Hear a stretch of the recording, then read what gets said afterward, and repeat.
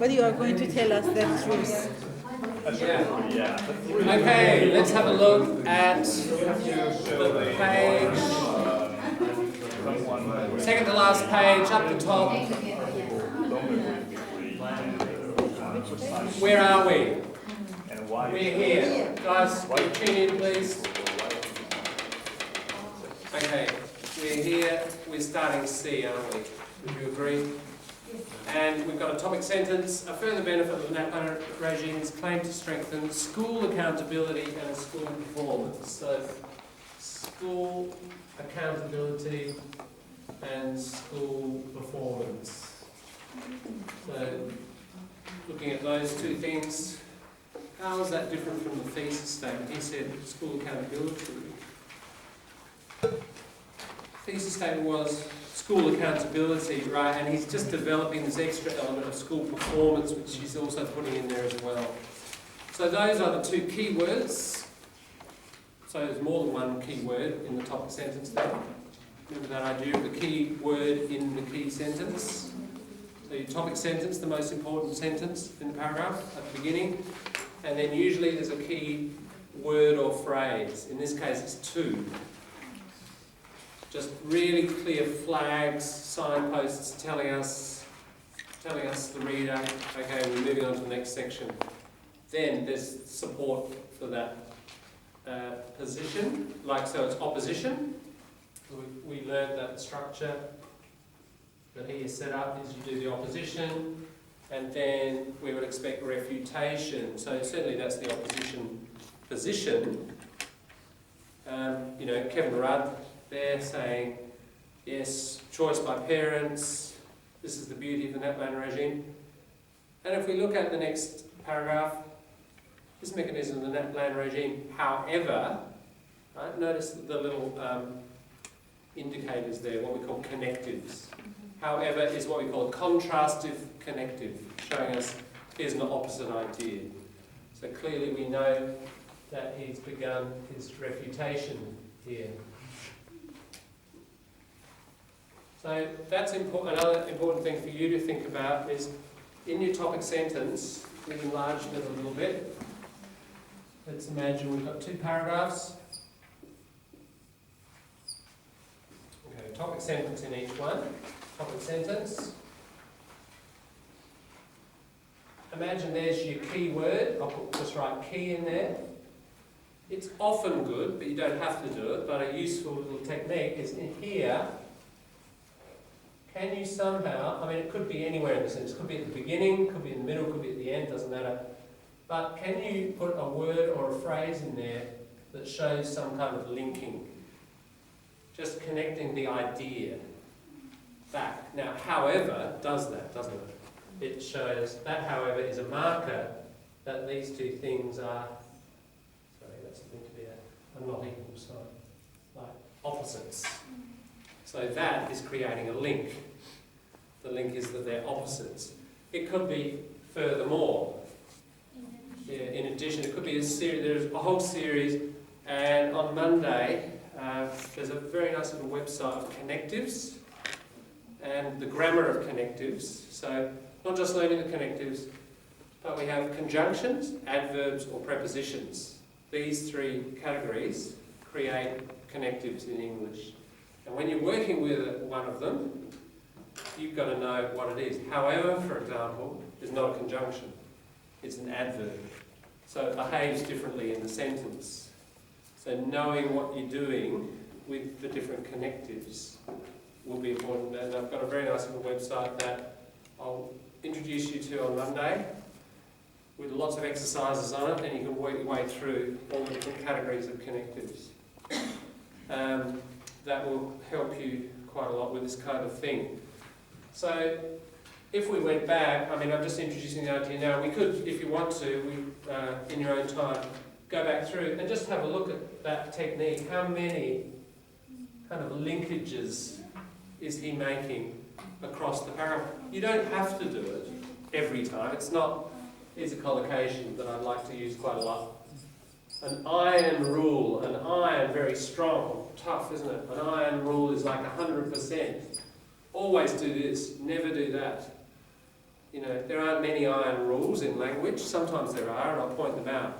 So this is not an iron rule, but you know, where it makes sense, if that makes it clearer to the reader, always be asking yourself, will it help the reader? If it does, try and put something, remember this word over and over again.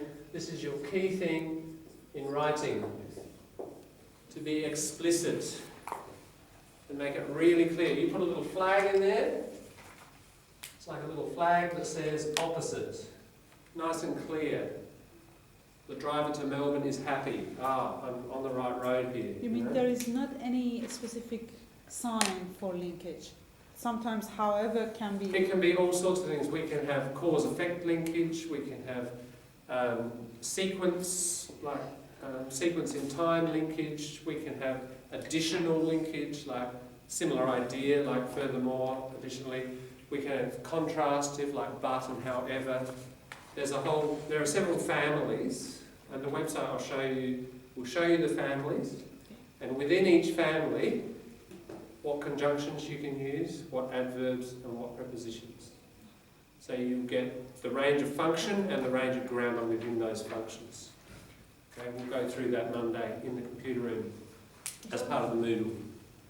May I start with my opinion first, after that followed by, however, if the government do the opposite, the result will be negative? Yeah, look, this is just one way. This is, as I said, this is how he has set it up with the opposition voice first and then him.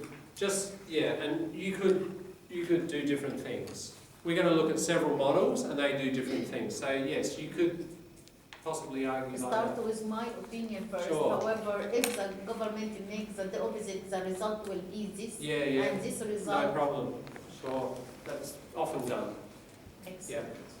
So we're going to, this is just one model. We're going to look at other ones. Just one thing while I remember it. What is the proportion of opposition to writer's voice here? A little. The opposition gets 20%. You reckon, of the whole? If we added up all the opposition paragraphs, what's your estimate? Yeah, 30%. 30? 15, 20, it's somewhere, I think 30 is probably the maximum. It's less than 30, isn't it? So it's 70-30, and no problem going 80-20, potentially even 90-10. But the point is, it's not 50-50, is it? We just do not see this equal balance of opposition to refutation. That's you, the refutation. That's your voice. Give yourself the most space. You've got to present your opposition fairly and not so briefly that you weaken their argument. But this writer's pretty good at this. A key word in writing is this, and I might sometimes write it on your piece if you're doing a good job. Succinct. That's the aim of all writing. Succinct. What does succinct mean? It means say a lot in a little space. By a little space I mean few words. So, lots of ideas in not many words. That's efficient, isn't it? You get 100 words, which are not very many, and you've got 3 complex ideas. That's pretty good efficiency.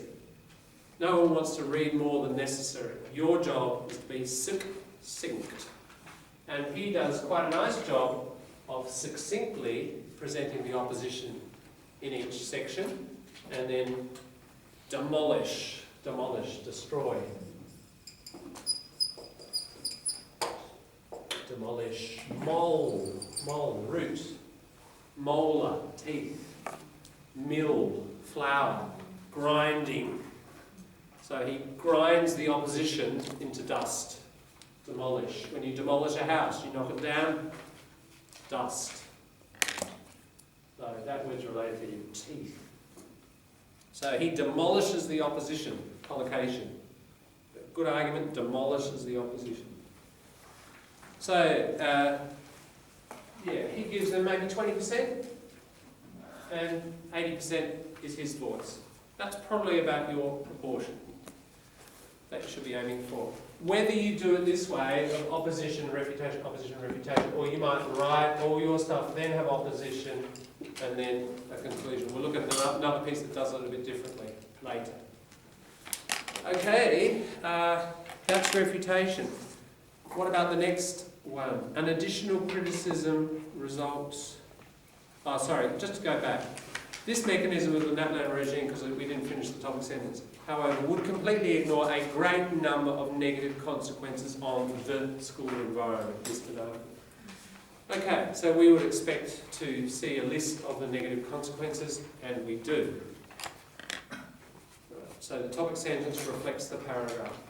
Next paragraph, an additional criticism results from the fact that the NAPLAN may be biased as an evaluation tool for school accountability or performance. Evaluation here means, in the educational sense, the teacher reflects on the course. Did I teach it well? How well did the students learn? What do I need to change? That's evaluation. Okay. So he's suggesting here it's biased, not objective. Remember that word biased? Leaning on one side or the other, not very accurate. Favoring? Yeah, that's right. Favouring one side. Now,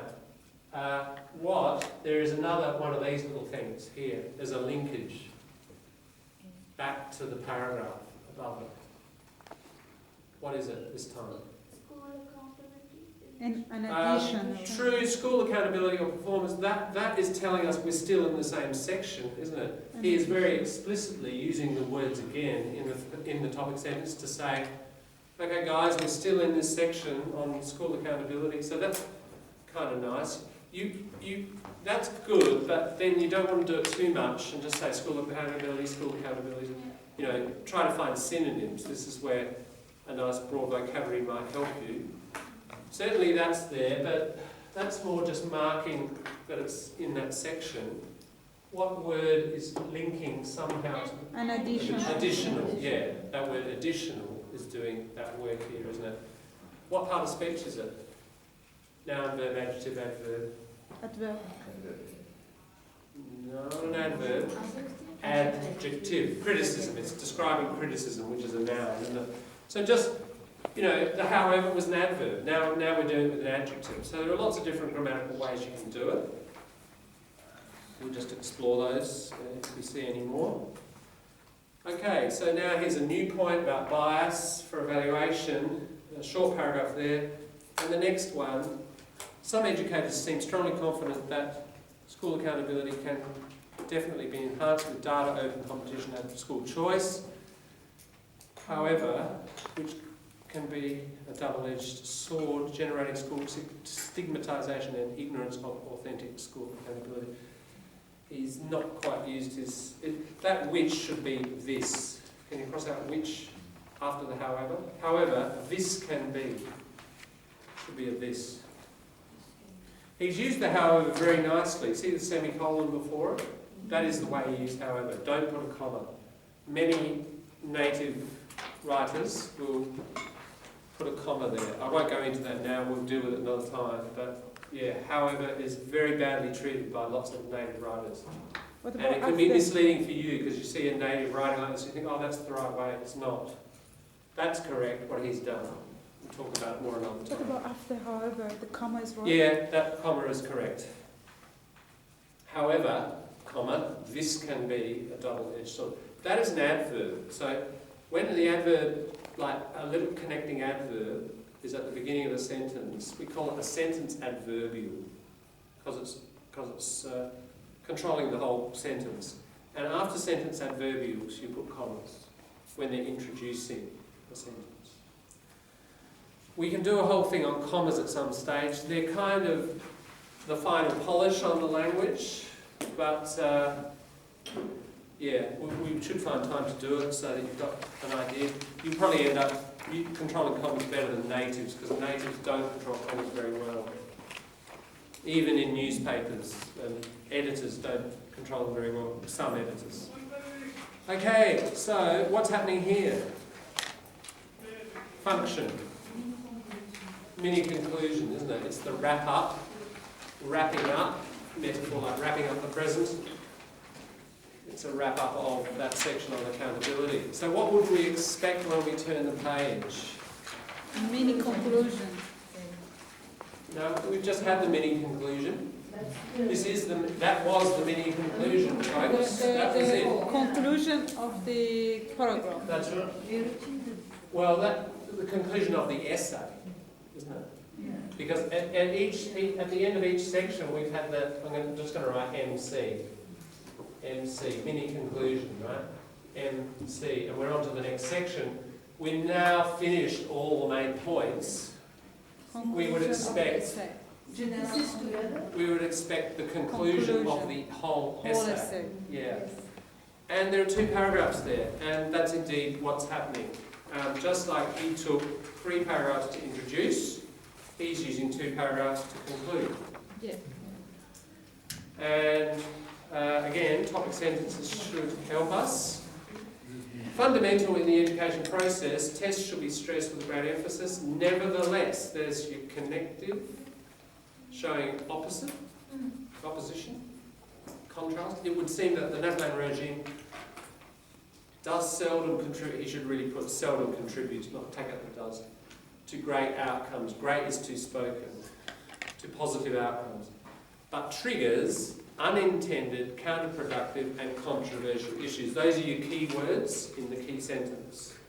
Unintended, counterproductive and controversial issues. So That's what he's arguing here. could you repeat? Could you repeat? You said we have to cross doors, and after that. The little correction. Okay, cross out does and put an S on the end of contributes. He's just not using does correctly here. Yeah. The NAPLAN regime seldom contributes to, and cross out great, positive. Great is very spoken. We use it a lot. I saw a great movie. You know, isn't it great weather? But too spoken. Yeah, positive would be fine.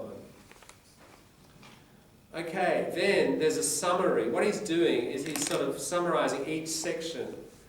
Look what he says. At the student level, it doesn't help student achievement. Next one, at the teacher level, the teaching practice seems to have led to the students less exposure. At the school level, it's given rise to league tables and school stigmatisation. Look at the order of those points. What can you tell me about the order of those points? Not so much small to big. What about in relation to the whole essay? He's taking a first point, isn't he? Very, like micro summary.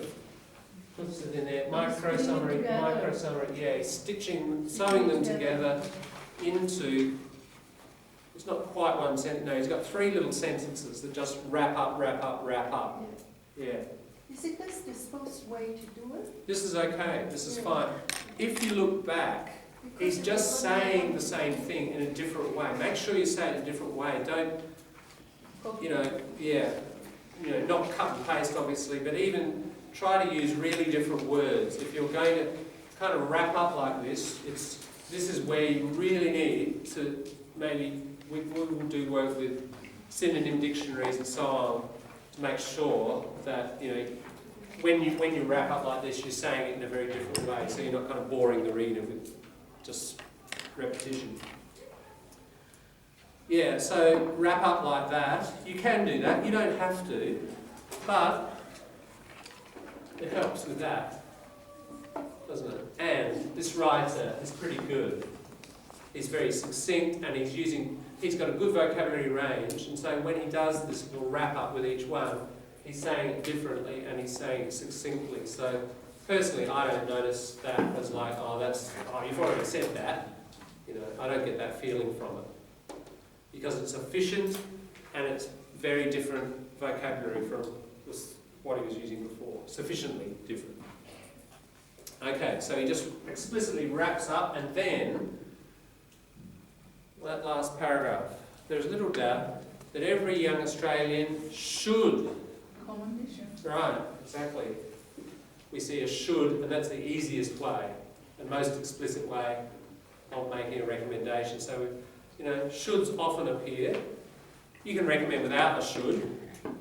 it would be beneficial if, right, it would be beneficial if there's a should in there, isn't it? It's just more hidden.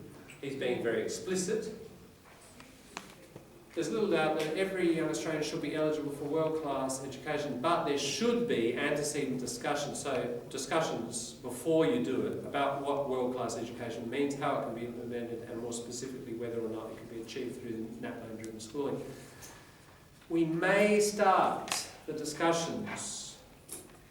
You know, he could say we should start, he's saying we may. It's softer, isn't it? These should, this category of verbs is important.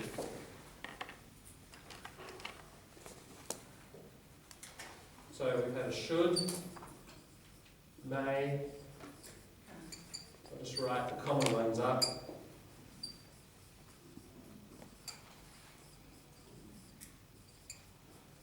That's pretty much it, I think. Right, that bunch, they are verbs. What do we call them? Modal verbs. Modal. Who, Modals. just to get an idea, who knew they're called modal verbs? Okay. About half, good. They're modal verbs. The key thing about modal verbs is they show the position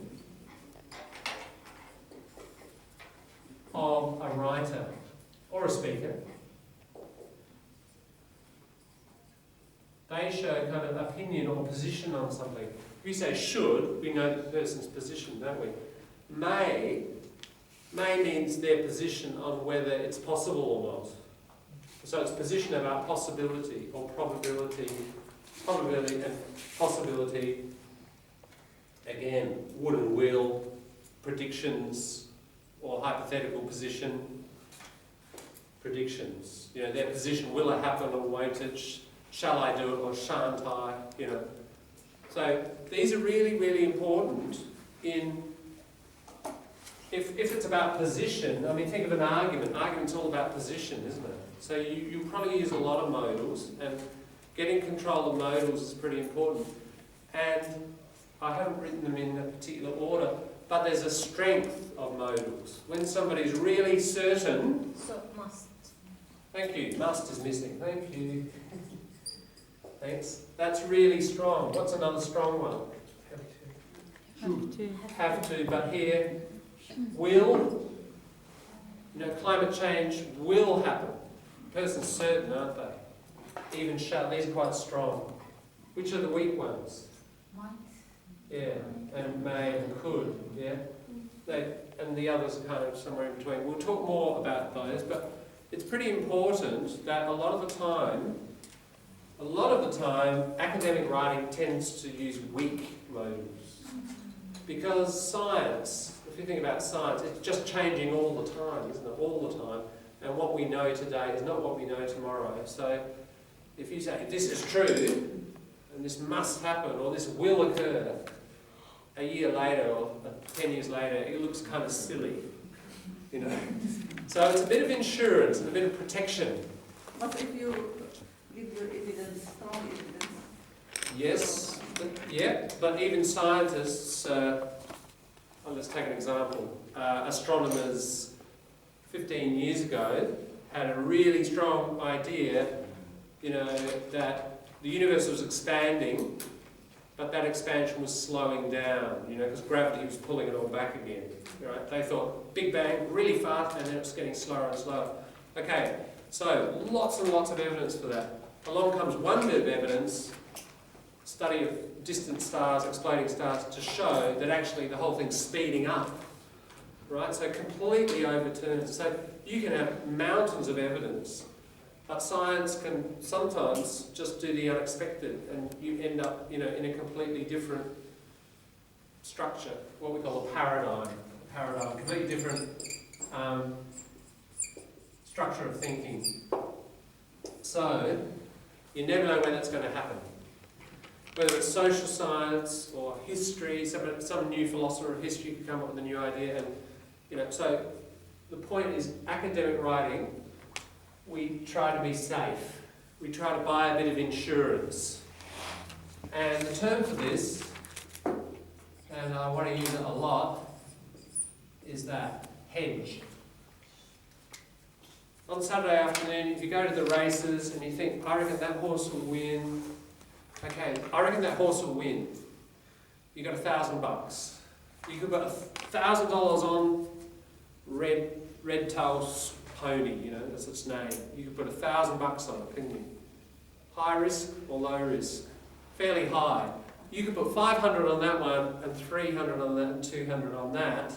Spread your risk. If you spread your risk, you're doing that. As we say in English, you spread your risk, you hedge. And insurance companies do it, and financial dealers do it, and anybody, businesses do it. You know, controlling risk, risk management, you hedge. And in fact, there's a term, isn't there? Hedge funds. You can manage hedge funds, which are about investment, but you don't put it all into mining, because if you do in Australia, down goes the mining. You know, you put a bit into housing, a bit in Sydney where it's going up, but it's not going to stay there. You know, a bit in Adelaide. You distribute your risk, you hedge. And this is a really important notion. We're going to talk quite a lot about this. You need to do this in your writing especially. At academic and professional level, should be hedging. This writer has done a lot of hedging. We might, in the next few days, take a paragraph or two and look at how much he's hedging. Now the opposite is when you're very certain. And it's called this. These are both verbs. Boost. Boost means to push upwards, doesn't it? Like a rocket taking off. Those big engines are boosters. So when you feel strong and certain, boost. So if you say to your friend, this horse will win, I reckon you should put $1,000 on it, and the friend does, and the horse comes last, you know, you've boosted and you've got a problem, you know, and your friend's got a problem, and maybe you're not friends anymore. So boosting is dangerous, isn't it? So you only boost when you're really, really, really certain, and that's not very often actually. So you can still do it in academic writing, but you save it up for when you really, really need to. Think of it like boxing.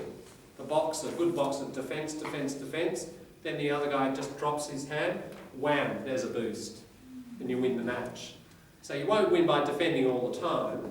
There are moments where you boost, aren't there? But you save it up, because if you go in like that, they'll just go whack, down you go. So you've got to save, you've got to defend, defend, defend, and then when you're confident, boost. Then you win the match. No job. Yeah, I was wondering if that's the same boost that the government uses all the time when they say the government has boosted these things. I don't know. Yeah, that's right. Government boosted funding. That's often a collocation. Governments can boost, they can also cut funding. But yeah, you can hear it about governments. Is that the same boost? Yeah, it means push upwards. Push upwards. Just a different context. Yeah. Okay, let's have a look at the last bit here. We may, that was where we came from, may start the discussions by putting questions to ourselves about lessons from the UK and US where flawed means something with a problem. Not this kind of flaw. That's W-O-R, isn't it? F-L-A-W, important word, underline it because we're going to use it a lot in critical thinking. When somebody has a flaw in an argument, it's a major logical problem or problem with evidence. Flaw. Educationally unsound or moribund standardised tests have been sentenced to already found models. You can't have "and" models. Take out "and." Or side effects of the best school system in East Asia. Where a great number of students achieve world-class academic performance but tend to be more anxious, less confident and have lower self-concept scores. Okay, there's a recommendation in there, isn't there? Still another one. First of all, we need to have discussions before we do NAPLAN. It's kind of a bit late in his view. We should have had the discussion. We should start the discussions by doing this. Questions to ourselves about lessons from other countries.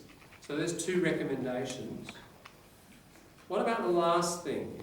Is a possible Educationally- Possible consequence, isn't it? If you don't do what I recommend, we might end up with students who are anxious, less confident, and have low self-concept. Yeah, so there's an implication in